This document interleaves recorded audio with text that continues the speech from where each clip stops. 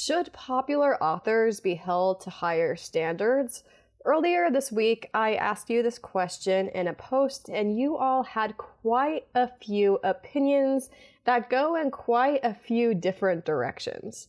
So what I'm going to do in this video is I'm going to organize some of these opinions that come from you, and then talk about each category myself with my own opinions, all surrounding the ideas of popular authors, popular books, and criticism. By the end of this video, maybe you can add to the discussion yourself by adding another comment down below. Just as a disclaimer as we get into this, a couple of the comments in this video were shortened just for the length considerations of the video. Do popular authors meet high standards? There seems to be a wide variety of opinions on if popular books by popular authors in stores are actually better than other books, or if they actually meet the quality standards that people would expect from a popular book. One commenter speculated that popularity is generally deserved. They said, "I think authors become popular because they meet the higher standards in the first place, and criticizing the popular author for not being what you think they ought to be is entirely missing the point. They are precisely what the general population wants." Another commenter had another opinion. They said, "I haven't seen a popular book that was worth the hype in a very long time. Like, if anything, popular authors can get away with murder." All caps. Now, I actually don't think that that first comment is saying that they always love popular books. Rather, popular books succeed at appealing to a very, very wide audience. And I think I generally agree with that. The second commenter says that what appeals to everyone oftentimes doesn't really appeal to us, and sometimes popular authors don't live up to the expectations that you might personally set. I personally have always thought that popular books were generally good enough. I've read a variety of traditionally published popular books, and I've also read a variety of independently or self-published books, and at least in the past, there seemed to be some sort of standard that a traditionally published book would have to meet to even be put on the shelf. I mentioned in another video, I'm not sure if this is true to the same extent anymore, but at least it has been in the past. With an indie or self-published author, I have seen a huge variety in quality. Some indie or self-published books are so bad that I can't even get through the first chapter, and others are just as good, if not better, than the most popular books on the market. And in a way, popular books are oftentimes not that much better, if better at all, than good books that are self-published. For example, aside from her politics, which is obviously a huge discussion point, when I read J.K. Rowling's Harry Potter series, I always thought that it met the general quality standards of a middle grade children's fiction book, but I never thought that they were so much better than the other books in the same subcategory as to deserve the amount of attention they got. Now, if you love Harry Potter, that's fine. If you will not buy Harry Potter because of the author's political opinions, I also understand that and believe in the idea of boycotting. But just the quality of the books themselves, I'm talking about the books, to me they weren't that much better than a lot of other books in the same category. What it really comes down to, in my opinion, is they appeal to the largest subsect of the population.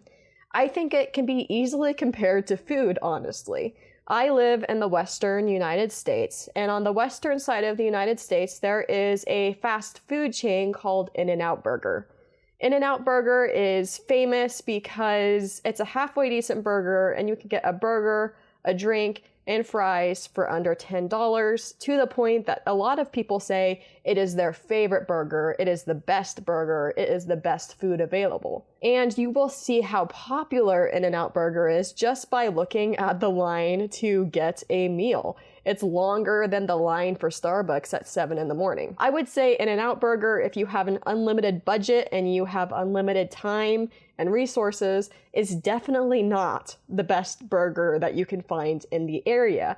But it is the most popular burger because it is good enough and it appeals to sort of the widest part of the general population. So I think that's just like books. The popular books are the ones that appeal to the most people. They aren't necessarily the best books. I do think popular books deserve some sort of praise and credit for getting more people to read, though. We would rather have more people be readers than not be readers, and popular books really increases the amount of people who pick up a book in the first place. The argument for holding popular authors to higher standards. Some people believe that popular authors should be held to higher standards than other authors. We're going to go through some opinions on this and comment on each type of opinion that I saw on my community post. One said, oftentimes, these popular authors aren't operating solo. They have big institutions behind them okaying the work they put out, and will often take part in the creation of a work either through editing, marketing, etc. Someone like Rebecca Yarros or Brandon Sanderson is going to have quite a lot more auxiliary help compared to a less popular author that publishes through a small press, which won't necessarily have the same level of editing or marketing professionals in play. I think this comment makes a lot of sense. A popular author who already has a lot of people involved in their work has a lot of resources to reach out to. They also have a lot of people involved, and they have a lot going on. So when a traditionally published author publishes a book that just doesn't meet standards for quality, we can be a little bit more confused because they had every advantage that they could have asked for. Now we can talk about the general publishing industry and how sometimes publishers at this point aren't even providing what they used to provide as far as developmental line and copy editing, and that's really concerning. But you can still guess that someone like Brandon Sanderson has a lot more people willing to help him with his next novel than someone who is completely on their own, and due to that, it makes sense to hold him to a higher standard than you would someone who is just doing everything fully by themselves. Another comment took a slightly different approach on the same topic. He said, yes, popular authors should be held to a higher standard. Why? Because if they write a bad book, they are wasting the time of a vast amount of people. Books are expensive and are a huge time investment. Popular authors should be on their toes at all times. That is the cost of being popular. I think that's true. If you have popular authors like Colleen Hoover or Brandon Sanderson or Rebecca Yarros or Sarah J. Maas or anyone else that you can name that just has a huge following, they know that any book they publish is going to be at least a little bit successful. They know they have an audience, and they know who they have people who are going to go out, purchase those books, and spend their time reading those books. And I do think an author should care about their audience. I have said on my channel in the past that I don't think that you're necessarily guaranteed a refund if a book is bad, because I just don't want art like books to be commodified to where we view it as customer service. But at the same time, I feel like if you are an author with an audience who is loyal to you and will read anything you put out, you really need to consider the time and attention that you're asking from real life people to take out of their daily lives and read what you have.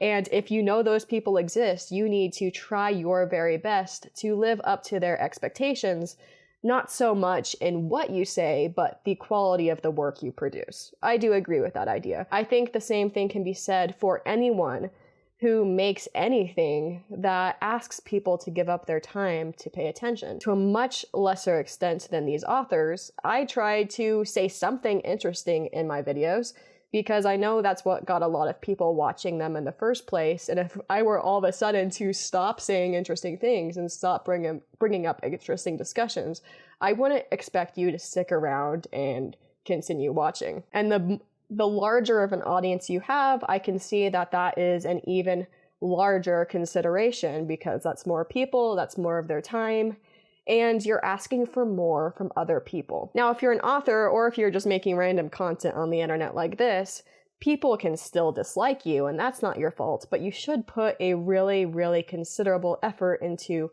what you put in front of other people. The case for authors shaping morality. This is where the stakes of this debate really rise, because we're going to get past the whole they have a team and they're taking people's time, and get a little bit more into the morality of what you're putting in the public space and if that is something we should be concerned about. What about the messaging of books that are written by people who have a following and a large readership? One comment said, "In my opinion, I think we should start taking cultural impact seriously. Yes, individuals are responsible for their own choices, but culture can change a person's views or it can enable problematic behavior.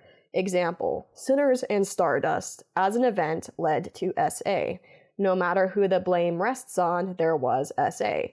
We should address the fact that dark romance as a genre seems to have issues with the idea of romanticizing abusers, even when those abusers are unrepentant, because toxic relationships are romance, I guess." This one is extremely tough. It's definitely undeniable that dark romance as a subgenre has seen a rise in popularity in recent years. If you don't know what this genre is, it's romance that generally has things in it that you wouldn't want in the real world, but there's still a huge readership that enjoys it. For example, think of like kidnapping or sexual assault. Sometimes there's like weapons in these books. Like, it's pretty dark, but there is still a huge readership for it, and we'll get to sort of their perspective from my understanding in a minute.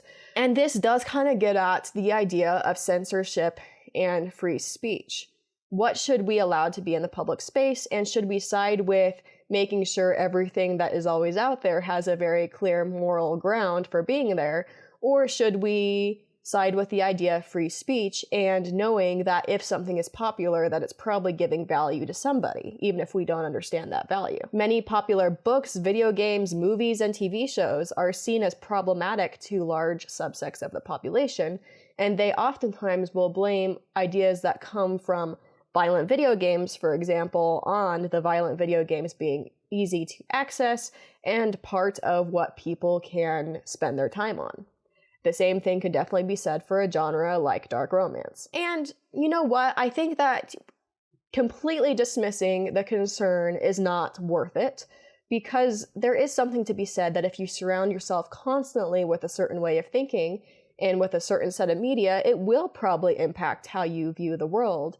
But what we do have to consider is that impact always as drastic as we think it is, and is it actually prevalent enough to get us to the point where we are censoring some level of free speech and what we allow people to consume and create. And just to be upfront with my personal biases, because obviously I always try to make that known when we're having these discussions, I've read a couple dark romance books. Here's my copy of Haunting Adeline that I found on a bookshelf. I haven't read as much as a lot of people, and I wouldn't say I'm a hardcore fan, but I have read it before, at least 3 or 4 of them. So let's get into this comment. So let's talk about the Sinners and Stardust situation. Quick context. There was like a bookish event that was for fans of dark romance where they all got together, and at the event there was allegations of non-consensual touching and crossing boundaries. And it could be because hardcore fans of dark romance have seen some of that stuff normalized in literature, but I think it's also very, very notable to say that the vast majority of people who were at that event because they like dark romance condemned the actions of the few who actually engaged in inappropriate behavior. I will say, at least personally, when I have read a dark romance book, it has never caused me to consider doing anything inappropriate to anyone, and it has not caused me to want those things to happen to me either. So I think that there is a pretty strong case that the vast majority of people who engage with what could be seen as problematic content don't necessarily act on it, the same way that people who play a really violent video game usually don't act on it in the real world, but maybe sometimes they do. And I think that it's interesting because this always feels like such a surface level debate, but if you talk to the people who love the dark romance genre, they have defenses for why they love it. And a lot of times it's for reasons that might be deeper than you might immediately assume. One argument that I have seen online from people who love this genre that at least makes some sense to me, and I don't know if it's the main one or if it's not the main one, I'm not well versed enough to know, but it's a good one in my opinion. And one argument they make is that women's sexuality in our culture is so suppressed, and women are oftentimes told from a very, very young age that sex is bad, their desires are bad, and that they shouldn't engage in them, and if they do, they're bad, they're not virtuous, they're not good girls. And one reason dark romance could be popular is because in these stories, the women who are involved in the romance oftentimes don't get a say. Oftentimes it's forced upon them. There's someone who kidnaps them and declares them theirs. And the women who start engaging in the sexuality in these books never did anything bad. They're not bad girls. It's being forced on them. They didn't have to make any of the decisions to get there, meaning that a reader who has sort of felt that same in the past could still have the sense of being a good girl and explore sexuality because it was never their choice in the first place. Like I said, that is not the only reason to read dark romance, but it is just one reason that makes at least a little bit of sense and gives you a little bit of empathy for the people who really love the genre. Like I said, I've read the genre. And I guess I just wonder if there's always consistency in thoughts between different things.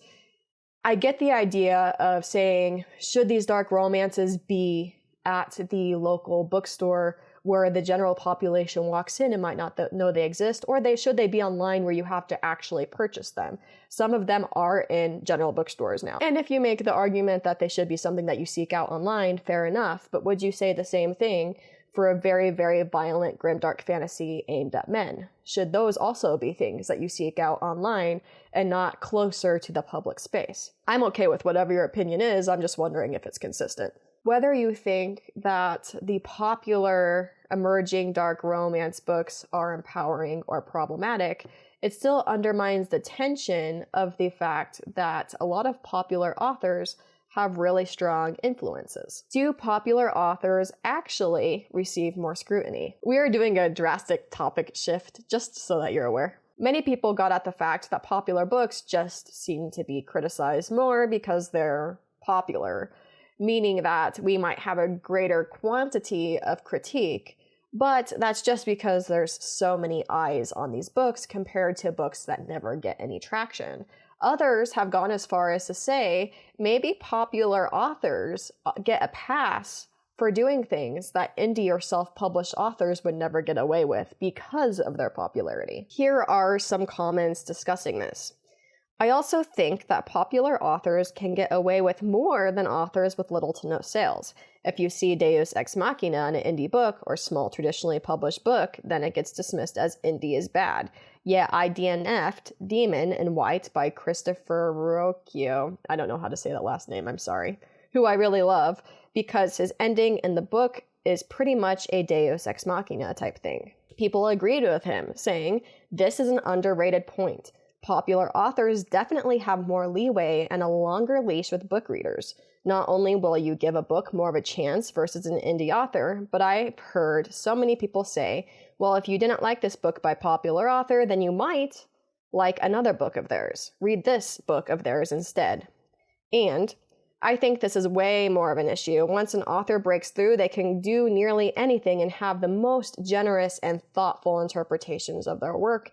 We've seen it in history many times with many of the GOAT authors putting out novels for decades that get no traction and even get slammed. Then when one novel does move the needle and have success, their earlier work is revisited and subsequently praised, often then considered better than the work that broke through. This is not even an unusual thing, it's common. What this means is there are great authors out there who never broke through, never got famous, and as a result, their masterpiece novel is just sitting around in purgatory entirely unappreciated. You know, these comments actually made me really happy that I posted this, because that was probably a blind spot that I would have had if I just did this video completely by myself. I think it's true that when you hear about a book over and over and over again and people sing it praises over and over and over again because it's popular, you go into reading that book with certain expectations, and oftentimes that can lead you to like the book more than you would have otherwise. For example, if you get told that the epic fantasy of our generation that breaks all molds and is going to be a classic is The Way of Kings by Brandon Sanderson, you are going to go into that book looking for that. And I did. I went into the book looking for it, and I did like the book. I liked the second book a lot too. There is argument over the quality of the later ones, but I think it's true. If you go into something expecting greatness, you're more likely to find greatness. And a lot of popular authors do have the advantage of their work being so well known and so heavily praised that you're going to look for the best pieces of work in their book. Whereas if someone has no traction, no audience, and you're going in blind, even thinking maybe to yourself a little bit, oh, this book isn't very popular, I wonder if it's very good, you're going to not look at it with such a favorable way. I do think that this is a double-sided coin, though, for popular authors. If you have that idea, like I said, about The Way of Kings, you're going to look for the greatness. But if you go into A Court of Thorns and Roses by Sarah J. Maas with the idea that it's super overhyped and how the heck did it become so popular, you will find that too. On that book, actually, when I read it, it wasn't nearly as popular. It was the original cover and artwork. It was probably I probably read it in like 2017. I think it was released in 2015. There was buzz, but it was not what it is now. And I thought, oh, this is a decent book. Maybe not my favorite, but it's a decent book. After hearing all the criticisms that have come out recently, and for another video, I reread it and I was like, oh, I can see where a lot of people are coming from. There are definitely really valid critiques for this book. So with that book in particular, I read it with two different ideas behind the quality of the book and got two different results. I think when you go into a book with an expectation, you'll probably more likely meet that expectation. And it's true that this phenomenon does not carry over to lesser known authors. And I think as a whole, it's an advantage that popular authors have, because even if your book is being criticized and people go into it thinking it might be overhyped, they're still reading your book to find out. And there's still eyes on the page and you're still getting an audience that loves it. Whereas an indie or self-published author just doesn't get that hype at all and doesn't get people reading their books for any reason. And they are just having a hard time gaining traction on something that could be equally good, but just does not have any buzz around it. Is this about reviewers more than authors? A lot of comments actually had to do with the online space and how we talk about books online, and less to do with the authors or the books or the subgenres themselves. One comment said, I think popularity simply breeds discourse. The problem arises when one side drowns out the other, then those on the other side may be reluctant to speak up. I think that this comment is really insightful because one of the reasons why these popular books get more discussion and more scrutiny and just more people talking about them in general is because they're popular books. If I try to start a nuanced cultural discussion using the book Orconomics, is it going to work as well as if I mentioned The Way of Kings? Probably not, because not as many people have read Orconomics, so it's really hard to bring into a broader discussion unless you're specifically giving the plot and talking about the book itself. And for the record, I do think that there is an issue with drowning out certain voices, and I think that we should always be cognizant about the fact that we could be forming echo chambers when we share really strong opinions. On my own channel, I hope that I can share strong opinions because I like to, but I also want you to know that you can respectfully disagree with me in the comments, and I'll honestly oftentimes engage with you if I have the time. Now, I won't if you personally insult me because I just don't need that, but if you disagree with me, I'll talk to you. Other people mentioned that it might be partially an engagement thing. When we talk about books negatively, or when we put negative titles on our videos, more people watch them. That just seems to be true. Even with my very new channel, I've noticed that my titles that are negative seem to get more traction than my titles that are positive. And it seems to just be human psychology that we're always primed to talk about the worst, negative, depressing, all those topics just get more attention. One comment tried to talk about the difference between people criticizing books on the internet and a more traditional view of literary criticism. They said, I think scrutiny and literary criticism are different things. Popular books will get more scrutiny just because of the quantity of people that lay eyes on it. Some people will love it, some will hate it. But that kind of online feedback is just personal preference. Even if a creator makes a 2-hour video, I think they meant to say like that they hate with a close reading of the book, that's not a critique. That's just scrutiny. It's not warranted, but negative content sells. Literary/art criticism is a skill, and there are many lenses in which someone can critique a popular author's body of work. Criticism also makes space for different audiences and what a book might do well, Some forms of literary criticism can directly make sense of a book's content to its cultural impact, and that's important. And critics likely won't give smaller authors a pass for something they critiqued a larger author for, if they're using a consistent framework. Anyway, I also think there's a way to state your opinion and scrutinize a book you strongly dislike in an empathetic and constructive way for both readers and the author, even if they may not see it. I think that this comment is getting at something really interesting. I do think most people online are giving personal preferences, and they're using terminology that used to mean something else. When you say literary criticism or review, that used to be a more professional, nuanced thing where you go through the good of the book, the bad of the book, more so what it does well, what it doesn't do well, who it's going to appeal to, what cultural impact it likely has. It's supposed to be a little bit less emotionally charged and a little bit less about your opinion. But in the last few years or last few decades, we've seen a lot of democratization of the space, more people getting involved and more people giving opinions. And to be completely fair, I am benefiting from the democratization of the space where you don't need to have the background and the qualifications and the frameworks to get in the conversation, but you can just put a camera up and say whatever you want and post it to YouTube. I do have degrees and I do have like professional qualifications in other fields, but I will say none of my education is directly relevant to anything BookTube related. I don't have anything to do with an English degree. I don't have anything to do with any of that field, and yet I'm still here talking, so I benefit from it.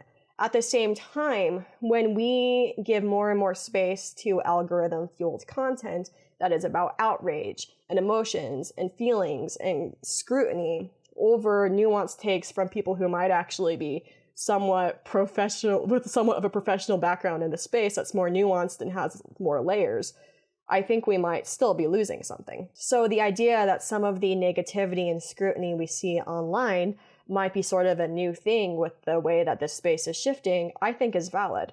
There was another comment I believed that said something along the lines of 20 years ago, they didn't really recognize or see as many people criticizing so heavily the popular books like Game of Thrones or Harry Potter at the time, and that we see a lot more of it now. So the whole practice of criticizing books the way we've been criticizing them, and with the emotion tied behind it, and with the popularity of different thumbnails and titles and ways of thinking, might be a fairly new online thing to begin with. I think at least those people have an argument. Channel updates. Okay, so that was the discussion on what I found on my community post. Let me know if you liked the community post structured video. It did kind of give a lot more perspectives than I would have done by myself, but it was definitely structured and organized in a different way. Just let me know if you like this type of video or if you primarily want the other type of video. I don't really care either way. I do want to briefly just touch, for those of you who want to stick around, on how grateful I am for the early success of my channel. My channel is 3 months old now, and a couple days ago it hit 100,000 views.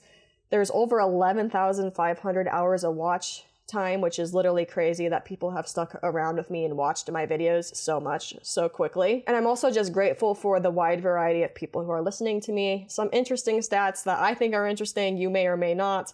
We have on this channel, audience is 56% female, 44% male, with heavy viewership from people between the ages of 18 and 55. That diversity of opinion and thought is something that I really, really treasure, and I'm glad that you've stuck around with me for that. I'm really grateful for the time you have already invested in watching my channel, especially getting to the end of this video. So thank you so much, and thank you for watching.